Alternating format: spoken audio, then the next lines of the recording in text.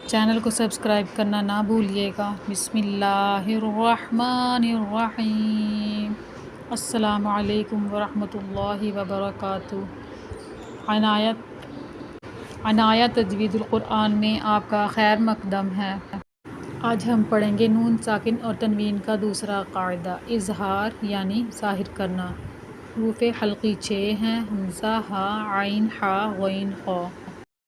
نون ساکن اور تنوین کے بعد حروف حلقی میں سے کوئی حرف آ جائے تو نون ساکن اور تنوین کو ظاہر کر کے بغیر غنہ کے پڑھیں گے۔ ویڈیو کو لائک اور چینل کو سبسکرائب کر دیجیے۔ آئیے مثال کے ساتھ پڑھنا سیکھتے ہیں۔ اظہار حلقی کی مثالیں: نون ساکن کے بعد حمزہ کی مثال من اخیہ، من آمن۔ نون ساکن کے بعد ہا کی مثال من ہاد، منہ، منہم۔ نون ساکن کے بعد عین کی مثال انعمت، من علق۔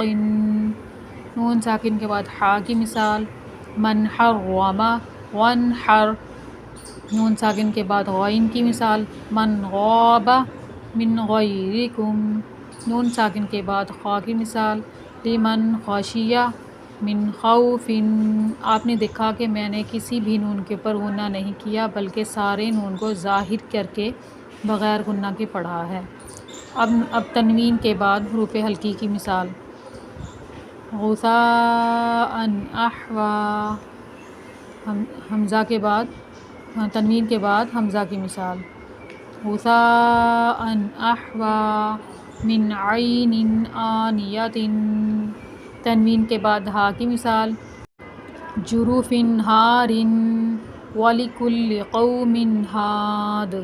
اب تنوین کے بعد عین کی مثال محمدًا عبدہ ورسولہ، لیوم عظیم۔ تنوین کے بعد حا کی مثال نار حامیہ، من حکیم حمید۔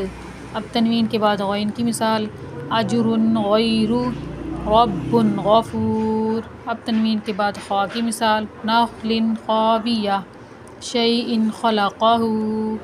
ادھر بھی آپ نے دیکھا میں نے تنوین کے بعد کسی بھی تنوین کے بعد غنہ نہیں کیا بلکہ ظاہر کر کے تنوین کو پڑھا ہے۔ ویڈیو اچھی لگتی ہے تو لائک کر دیں، چینل کو سبسکرائب کر دیں۔ السلام علیکم۔